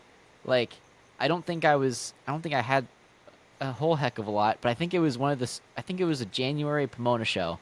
Um, on the drive down, I remember, you and your buddy, going back and forth, like, oh yeah, what's your dream to find here, like, that kind of thing. And I was like, yeah, like, I think so I think that week prior there was a pair of pietshcmanni that actually popped up on Morph Market, um, in the States, and I think it was like damn near like three and a half grand. Um, and I don't even know if they ended up selling. I think the guy just took them down. I couldn't even remember who it was because I didn't know anybody at the time. Yeah. Um, and yeah, so we were there at the show, and I came up on and now a friend had his lone male on the table. It was a 2019 Bion import male for like $800. So I was like, Was that Mason? it was JP. Oh, okay. Um, I honestly don't know. I need to talk to JP again and see what he was doing with them. But yeah, so I ended up picking that guy up, and I was like, you know what? I've got this lone male. I'm content. Like, I just want like a cool, representation of the species. That's totally fine. Like, I had no intentions to breed and stuff. And then, yeah, just kind of kept that animal. And, got on Dre's list or whatever, and he told me that yeah, maybe end of the year. And turns out he actually, I think he actually moved his whole collection on. Oh, Um, really? yeah. I haven't Um, seen anything from him in a year now, so I was like, I kind of thought, but mhm. Yeah, I think he's got a young kid, family, and all that. yeah. So I think he wanted to prioritize that. So more power to him and all that. But Oh, yeah. um, Kids. yeah, taking away from the Uroplatus fun. No, but Yeah. yeah. So then I had that thing for a while, and then yeah, got good. Got friends with Mason, just via Uroplatus and social media and stuff like that. And then yeah, he had to move. I think he was doing like a really big cross country move from like Arizona to Tennessee. Yeah, I So heard some of moving that. Uroplatus in those kinds of conditions can be kind of sketch, Yeah. especially out of Arizona. Like you know, it's like ridiculously hot, and one bad thing in a car, and yeah, the rest is history. So Yeah. he was trying to move his Uroplatus collection on. So we ended up sending the Hankalai and then the Pietshcmanni pair that he had over here. Trusted them to me, which is well, that was pretty fucking awesome. So that's how I got my first female. And then yeah, recently, a buddy of mine or a guy reached out on Instagram and let me know that Bion had him on their import list, and yeah, that's how I got the other 1.2. So how many do you have? So do you have a I've got 2.3? 3.3 now. Yeah, 3.3. Oh yeah. yeah. And yeah, so I tried pairing that original pair from Mason this year. It was the 2019 Bion import male with that female. It's like a 2.5 year old female now, and I paired them really late in the year because I was like, I just want to take my time. I thought I was gonna be really responsible about it, make sure they're fat and happy and all that. Paired them in June, and yeah, I just got the single dud clutch of eggs like 10 days later. So I don't Yeah. even think that they locked up or anything. I think. Do you think the fully calcified eggs are indicative of them locking, but not fertilizing the eggs? I think so. And then maybe Yeah. like the glued duds are like they didn't even lock, and it's just the female doing Yeah. her thing. That's kind of what I was thinking because I never experienced it until then that I got a fully calcified set of duds. Yeah, I've heard of it rarely, yeah, and of course, the one time I experienced it, it's with this freaking species. But whatever, we'll try again. yeah. Um, but yeah, I think they did lock up because they spend a lot of time together that I've seen. Like they hunt, they went like they were sleeping together during the day. If I looked under a log or whatever, Hmm. they were always close to each other, and I think I actually did see them lock up, which is why I was very hopeful Yeah. that I got the set of eggs. And yeah, then it turned out not. Hmm. So I was just through the grapevine. I think I was at Tinley, and it was crazy. I showed interest in like a pair of Australian leaftail geckos. The Oh, guy those are didn't cool even. too. I don't think the guy. I didn't like talk to the guy or anything. But like after the show, I got a message in my inbox like, "Hey, like a buddy of mine said you were interested in my geckos. Like, would you be interested in a trade for cork barks?" And we got to talking and stuff like that. I wasn't obviously going to do it or anything, but I get to know the guy Yeah. and all that.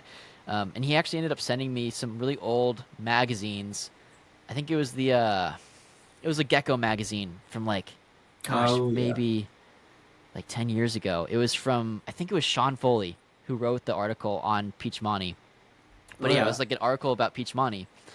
And he noted about like, I think he implemented like basking spots in some of these things as well. And I thought that was quite strange or quite Yeah, that's interesting. Like interesting.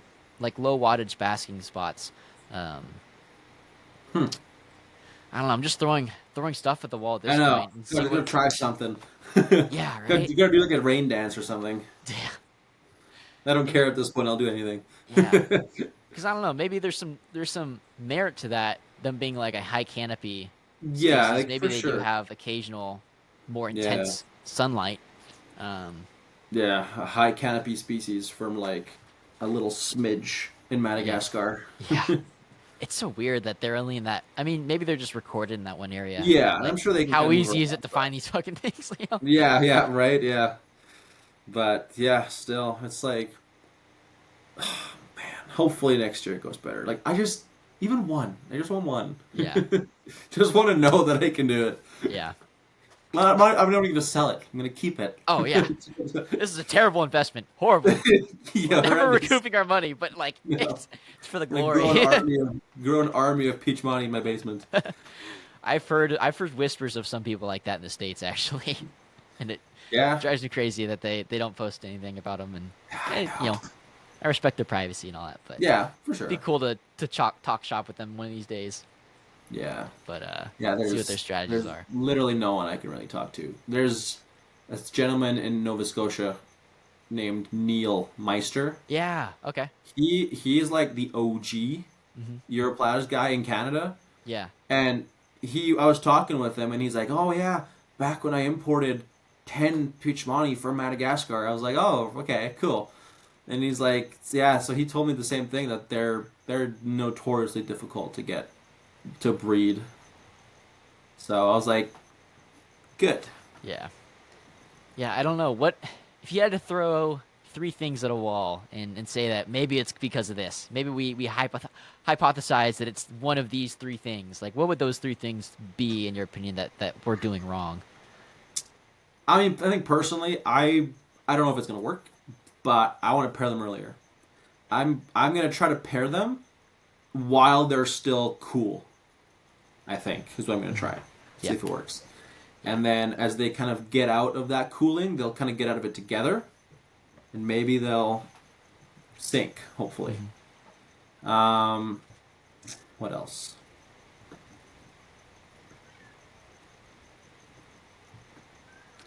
Hmm. On the subject of that first one, oh, well, you think? I think me and Hunter were talking about it a little bit too with sikorae mainly, but we kind of also came to the conclusion that it would probably work, maybe work for pietshcmanni as well.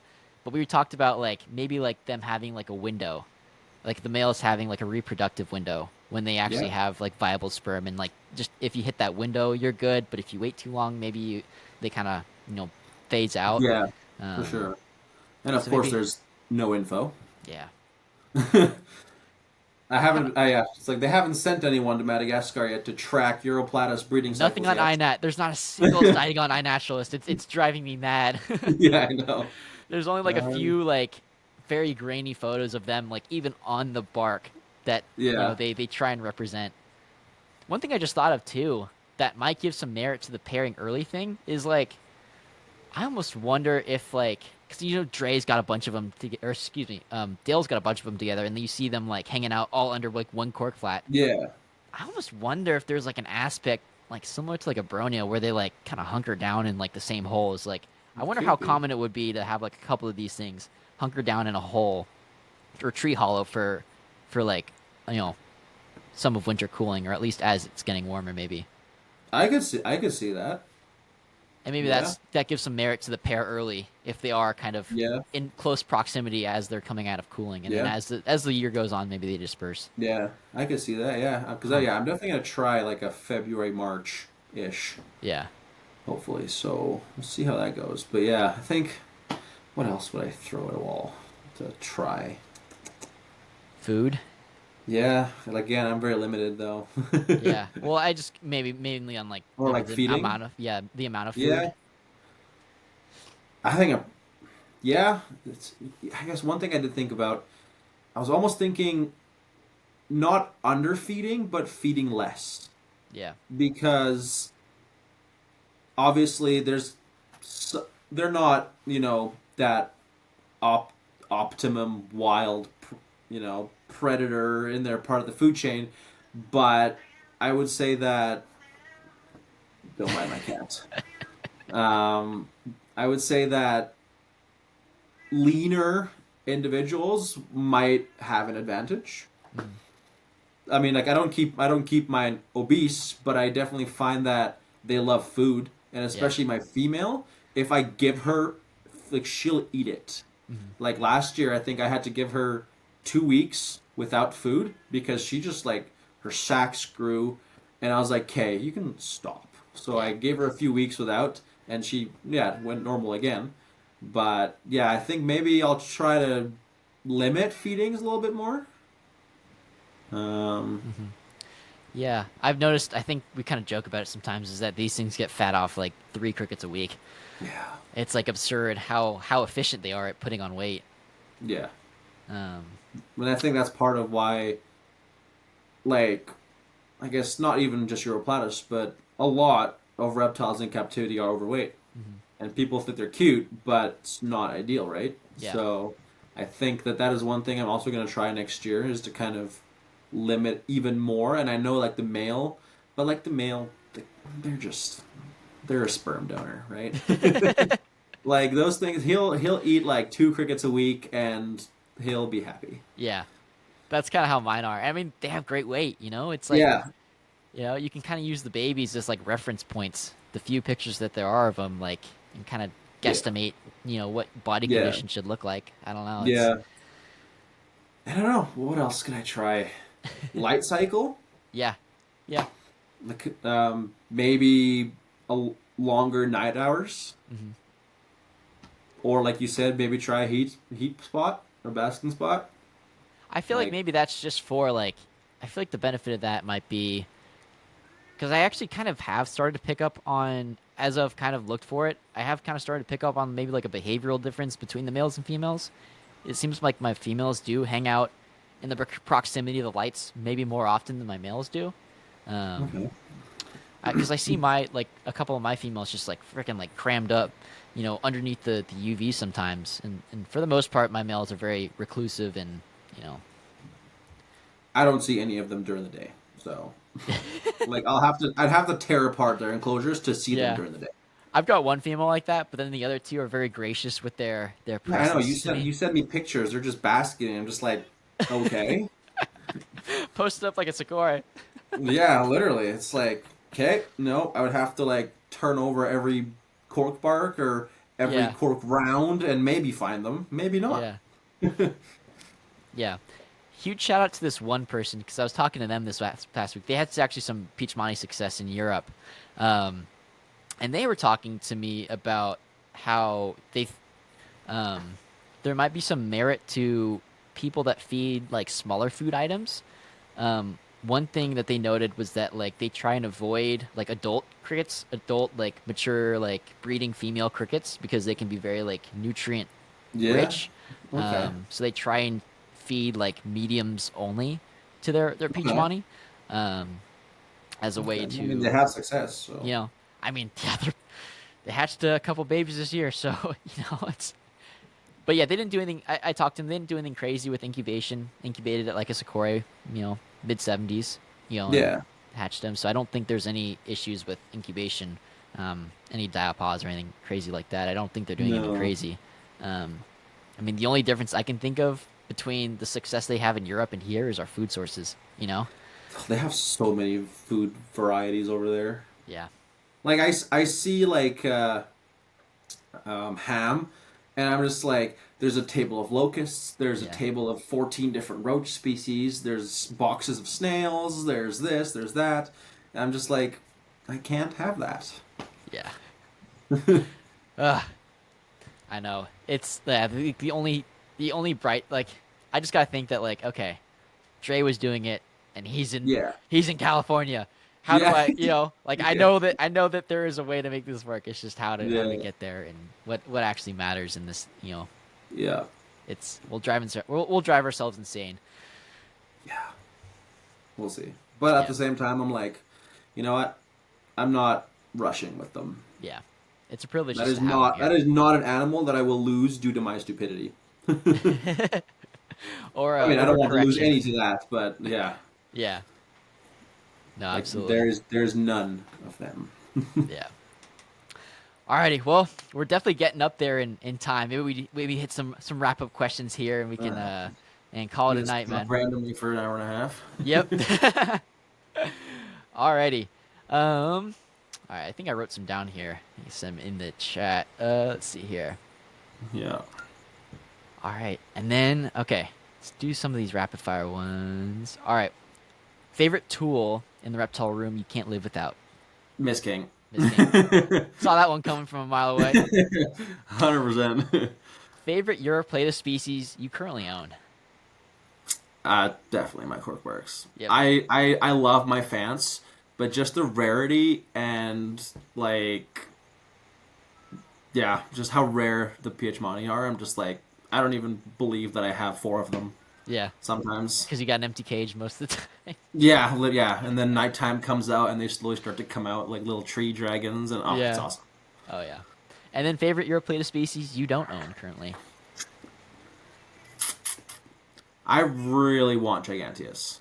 Yeah. I love Giganteus. And like I know people are like, "Oh, just get a Fimbriatus." I feel like Giganteus's patterns are a lot more varied. I've seen some crazy fins, but I think Giganteus get even bigger, if I'm not mistaken. I think they're very So, similar, but I think maybe they have them on mass, from what I've heard. yeah. Um, Yeah. but yeah, the patterns are they're very, they Yeah. once you kind of, I feel like there's some overlap, but for the most part, they're very Yeah. different. The Giganteus almost have like a blockier, like the blacks and stuff just seem to be more blocky. I don't know, it's hard to describe. Yeah, and there was some guy, I forget, um some guy in Canada. I saw a post from like 2014. He hatched and had um Uroplatus finiavana. Okay, That's like that's one of the a Ebb group ones, it right? looks like a hybrid between a Fant and an Ebb because Yeah, the tails are bigger than Ebbs but not as big as Fants. yeah, And I was like, that's sick. And I haven't seen them since. yeah. So I feel like it's one of those that just gets like accidentally collected, and yeah, like for that's how sure. they end up here. It's like getting Fieras as Ebbs. Yeah, yeah. Yeah, I see that a lot. I saw some Fiera in person for the first time, and I actually think that they're really cool looking. I I no, they are. They're super cool. like I know it's like online you can kind of gloss over them because I don't know, Yeah. they don't have crazy colors or anything, but the male's pattern are like Yeah. it's so weird. It's very mosaic looking. Yeah, for In sure. person. They're cool. If you could only keep one individual animal of yours, which one would it be? One individual, not species. One individual. I'm gonna have to go with my OG Yeah, Orion, my OG sikorae. Yeah, yeah, he's started it all. yep. I think I might say something similar with the OG sikorae too. Yeah, That green female. yeah. Alrighty. And then, which Uroplatus would you most like to find in the wild, if you were ever Pietshcmanni. graced with the opportunity? Pietshcmanni. That would be something. Yeah, Like if you could even see them, yeah, like, and you could you could walk past 20 of them and not even see them, yeah, and like yeah, that would be crazy. Because I know Dion. I know they didn't go to that region, but like even the sikorae and the Fants, for how long they were there, they didn't find a crap ton of them. yeah. And I was like, oh my god, like if you found a pietshcmanni, you could just retire. Yeah, I think so. I don't know, just being in the like, I wouldn't even care about like finding one like in an individual. It'd just be cool to like get like temperature data or like something to Yeah, go off of.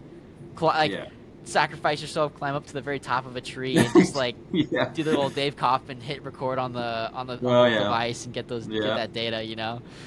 yeah. Um, and then just in general, like which herp would you most want to find in the wild? Maybe non-Uroplatus wise. Hmm, that's a good question. I haven't thought of that too much. What's something crazy? Doesn't We have don't to really like have anything here in Canada. So every time I see you guys over there going like like nighttime herping, I'm just like, yeah, oh, couldn't be me. yeah. Like I think I mean we do have northern rattlers up here, Hmm. but they're not here. They're gonna be down south. Yeah. I've never seen one. I'd love to, but I think if I had to pick one herp, Galapagos iguanas, I think. Yeah, And I know dude. they're not like you could if you go you can see them, Yeah, but you'll they're see him. Yeah, just they're that's like that'd be awesome. yeah. Oh, that'd be a crazy experience too. Just seeing, yeah, Yeah, land of giants out there. yeah. Yeah, dude, you gotta check. Wait, so you've never seen a wild rattlesnake before? Not yet. Not yet. Next summer, I think I'm gonna try to go down south and go find one because, like here We'll go. We'll. where I am in Calgary, yeah. I think a Southern California trip would blow your mind. I know. I need to go somewhere because yeah, we have nothing here. It's too cold. We'll take you guys. Yeah, no. Whoever wants to come, hop in the car. All the Canadians, like, we'll put you guys We'll do a on Canadian some trip crazy down to Cali. rattlesnakes, dude. That'd be a hell of a trip. Oh yes, yeah. We'll have to plan that. We'll make it sometime. happen. Yeah. And then I guess just wrapping it up, do you have any advice maybe for a first time or prospective Uroplatus keeper? Just any quick notes that you think are that helped you when you first started. Research, research, research. Yeah.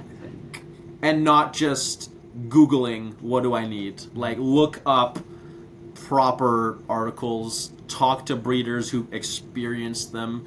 Don't go on ChatGTP and say how to keep, this alive, Yeah. because it might give you some info, but then it's going to regurgitate other info that's either irrelevant or not something that I would recommend. Hmm. Um, that's kind of, I think, the main one, and I tell everyone that. Some Yeah. people don't like me for it. They're like, "Well, why don't you just sell it to me?" I'm just like, because like I don't want to sell something this rare to just die. Yeah. No offense, but like if you're not gonna do it properly, there's a high chance that it can die, especially when it comes to phantasticus. Yeah. So I think that is very important. Mhm. Totally. And like maybe not, and a little bit bouncing off that, like I feel like it's very easy to see the numbers, like the number Yeah. parameters, but like to translate that, like humidity numbers, for example, can be like vastly different based on Yeah. the enclosures you have, and like how that translates to the animal can be very different. Where you are. Exactly. Yeah. And Don't how think you it's gonna be the same in Cali like it is here in Alberta. it's dry-ish here. Sometimes we get our droughts. California's very a drought-ridden state, but at least I'm on the coast, so I get some nice, cool Oh yeah. night fog. But other Yeah. than that, it's fairly dry in the summer. But Yeah, I think that's by far the my biggest tip for people is just do your research, talk to people. Everyone started out somewhere. Don't yeah, feel dumb that you don't know anything. Like yeah, start somewhere and you'll be successful, I think. awesome. That was a great episode, Sydney. Really Yeah, it was appreciate good. you hopping on here for this Yeah. whole hour, damn near 2 hours we hit. That's pretty good. God, It's yeah. definitely the longest podcast I've ever like recorded personally. So what happens when two people can just talk things for no amount of time that we pre-established? Do you want to really quickly just hit like where people can find you, Yeah. where they can buy So animals? yeah. So Tree Critters on Instagram and Facebook. I'm by far, I would say, more active on Instagram, but I also post on Facebook a lot. And then I have a link in my Instagram with all my stuff. I have a website, treecritters.ca. That's kind of where I sell most of my stuff because we all know how Meta's animal policies have gone lately with selling animals on Facebook and Instagram. But yeah, so a website, and then I do have a TikTok, same thing, Tree Critters. I'm Yeah. not overly active. I'm not very social media in tune, but I'm trying. No, the pictures are plenty Yeah. nice, dude. It's eye candy. It's feet candy.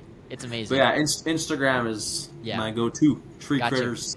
And then any shows coming up for you guys that you think you might be at? No, we're done up here in Canada. There's a few like smaller shows, but there's some drama going on with that, so I'm gonna stay away from those. But I think my next show is gonna be in the spring, where we have the Western Canadian Reptile Expos. We have Yeah. one in the spring and in the fall. Those are great. Yeah. Anyone in Canada, especially Alberta for sure, but anywhere in Canada, if you can fly down, they're great shows. Yeah. So the guys that put them on are great. Put a lot of work into it. Shout out to Greg and Ty over there out of Medicine Hat and Calgary, I guess. Yeah. But yeah, those are great, and that's usually where I'm at. So anything, good. message me or come see me at one of those shows. Awesome. Sounds good. Thanks, Sydney, for coming on.